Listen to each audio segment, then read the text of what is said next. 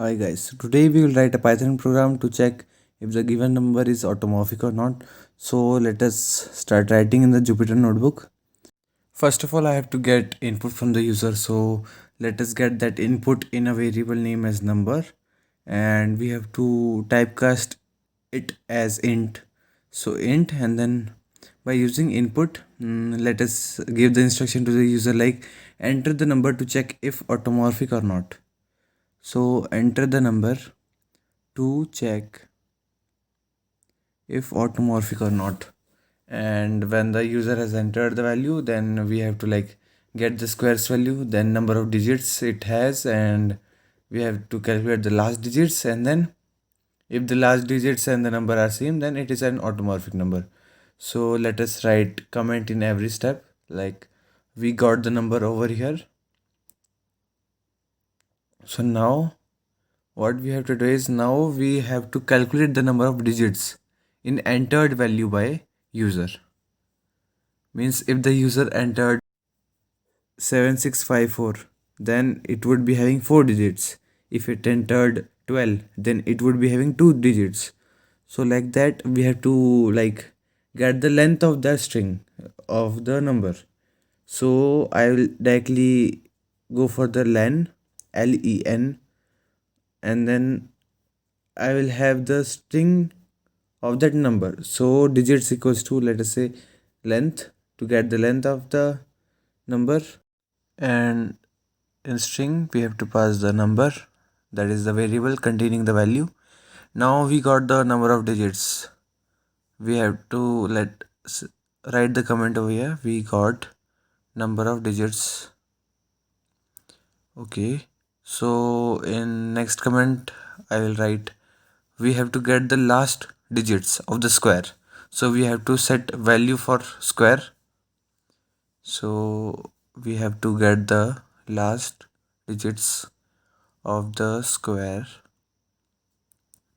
So we have to like set the value of square. So square would be equal to number star number, and let us write this first of all. So set value of square. So now let us say squares variable as square only. So square equals to number star number. So we assign the square value. Now we have to get the last digits of the square.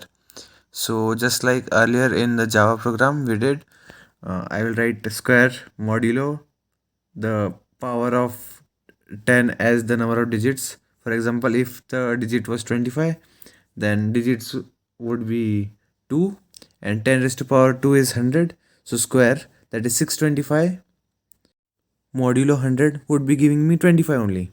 So the 25 is an automorphic number we got by comparing the last digits of the square. So now we got the last digits of the square. Now we have to compare these last digits with the number entered by the user. So now we have to compare this last digits value with the entered value. So we have to compare this with the entered value. So we will write that in if and else part. That is, if the last digits were equal to number, then it is an automorphic number. Otherwise, in the else part, it will be printing number is not an automorphic. So if last digits double equals to num, double equals to because we have to compare.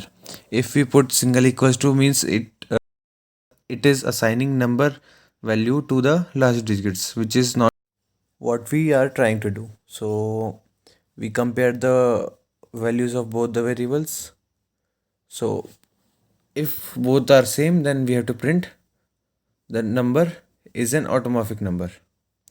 So number is an automorphic number. So automorphic number. And in the else part, I will just copy paste this part and write print number is not an automorphic number. So else, let us copy paste from over here,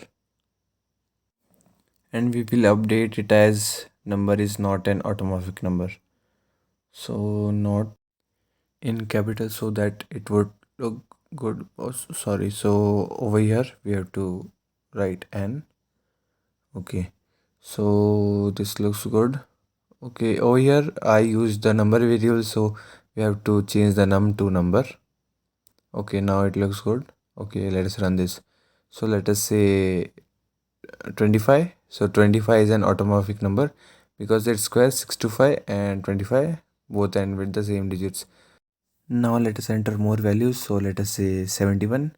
So 71 is not an automorphic number. Let us now write 92 over here. So 92 is not an automorphic number. Now let us run it. So let us say 76. Okay. So let us run it again. Okay, so let us interrupt the kernel so that it would run. This might occur to you, but to resolve that you just have to interrupt the kernel and restart. Okay, so 76 is an automorphic number. Okay, so here was a small Python program to check if the entered number is an automorphic number or not. So thank you guys for watching the video. Do like, share and subscribe. Also comment down below if you are having any doubts or you want me to make a video on a particular topic or a program. And if you want to watch the complete organized series of a particular programming language, then go to the playlist section and practice it with me, and you will become a pro in the particular programming language. So see you all in the next video. Bye bye.